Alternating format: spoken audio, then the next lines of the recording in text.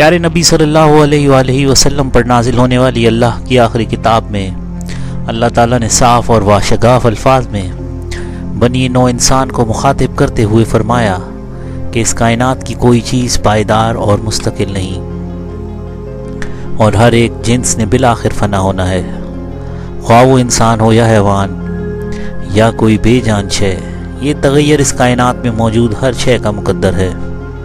اللہ تعالیٰ قرآن کریم میں ارشاد فرماتے ہیں، خبردار ایک ایسا وقت آئے گا کہ سورج کو لپیٹ دیا جائے گا، ستارے گدلے ہو جائیں گے، اور اس وقت پہاڑ اپنی جگہوں سے ہٹ کر فضا میں اڑ رہے ہوں گے۔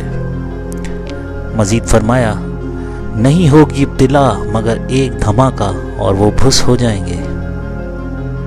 ایک اور جگہ ارشاد فرمایا، اور نہیں امر قیامت کا مگر مانند جھپکنے پلک کے، یا وہ نزدیک تر ہے، تحقیق اللہ عز و جل ہر چیز پر قادر ہے۔ ان آیات کے مطالعے سے یہ ثابت ہوتا ہے کہ قیامت کے نزدیک اللہ عز و جل اپنی قدرت کاملہ سے کائنات کو بالکل اس کی ابتدائی حالت پر واپس لے آئے گا۔ اس کے ساتھ ہی یہ سارا عمل اس قدر سرعت کے ساتھ انجام پذیر ہوگا کہ انسان کو کچھ کرنے کی یا سوچنے کی مہلت تک نہ ملے گی۔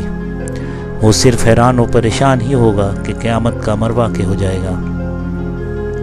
ماہرین فلکیات کے نزدیک سورج کی تباہی اور بربادی کسی بھی بڑے ستارے کے انجام کے ساتھ شروع ہو سکتی ہے۔ سائنس اس امر کی تصدیق کرتی ہے کہ ایسے دھماکے ستاروں میں اس وقت رونما ہوتے ہیں جب ان کا ایندھن ختم ہو جاتا ہے۔ اس وقت وہ اپنے بے پناہ اندرونی دباؤ کی وجہ سے پھٹ جاتے ہیں۔ ایسا اس وقت وقوع پذیر ہوتا ہے کہ جب زبردست دباؤ والی لہریں ستارے کی بیرونی پرت سے ٹکراتی ہیں تو وہ اسے پاش پاش کر دیتی ہیں، اور اس کا مواد ارد گرد دور دور تک بکھر جاتا ہے۔ ایک اندازے کے مطابق تباہ ہونے والے ستارے سے کم از کم 10 کروڑ میل فی گھنٹے کی حساب سے ایک طوفان اٹھتا ہے۔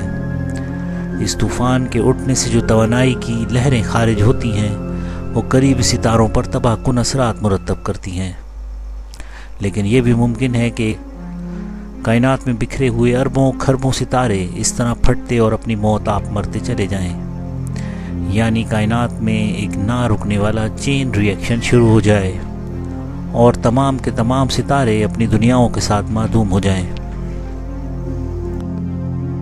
اس سارے معاملے کو سمجھنے کے لیے گہرائی سے جاننے کی ضرورت ہے۔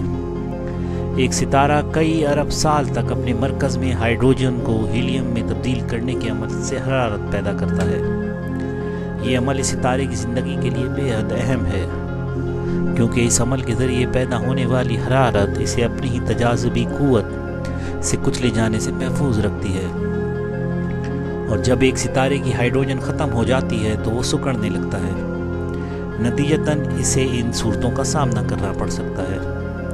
یہ ستارہ سکڑ کر سفید رنگ کا ہو سکتا ہے، یہ نیوٹرون ستارہ بن سکتا ہے، یا پھر یہ ستارہ بلیک ہول بن جاتا ہے۔ ایک ستارہ اپنے اختتام کے قریب ان تینوں میں سے کوئی ایک صورت اختیار کر سکتا ہے، تاہم اس چیز کا انحصار ستارے میں موجود مادے کی مقدار پر ہوتا ہے۔ اگر اس کی کمیت سورج سے 4 گنا کم ہے تو وہ سکڑ کر سفید رنگ کا ہو جائے گا۔ سفید ستاروں کی دریافت کا آغاز کوکنسبرگ کی ایک رصدگاہ میں 1844 سے شروع ہوئی۔ یہ ستارے حجم میں بہت چھوٹے ہوتے ہیں، لیکن ان میں موجود مادے کی کثافت عام ستاروں کی نسبت ہزاروں گنا زیادہ ہوتی ہے۔ دراصل گیسوں کے بکھر جانے کے بعد ستاروں کا محض مرکز باقی رہ جاتا ہے، جس کی جسامت ہماری زمین جتنی ہو سکتی ہے۔ ان چھوٹے ستاروں نے کئی ملین برسوں تک چمکنا ہوتا ہے، مگر وقت کے ساتھ ساتھ ان کی چمک ماند پڑ جاتی ہے، اور اس کے ساتھ ساتھ ان کا رنگ بھی تبدیل ہو جاتا ہے۔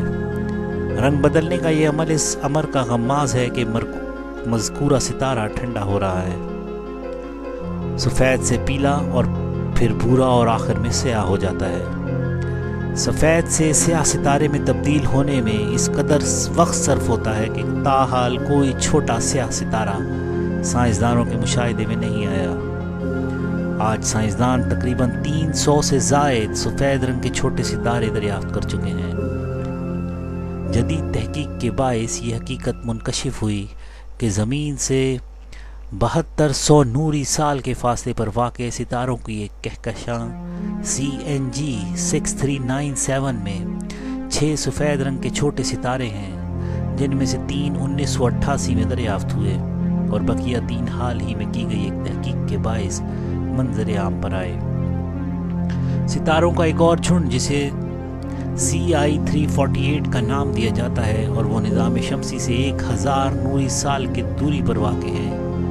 सितारों का ये सिलसिला हमारे निज़ाम शमसी की निस्बत कुछ नया है और इसकी तख्लीक को महज 3 मिलियन बरस हुए हैं। इस नौ तख्लीक शुदा कहकशां में भूरे रंग का एक छोटा सितारा दरियाफ्त हुआ है जो एक हैरत अंगेज ज़मर है।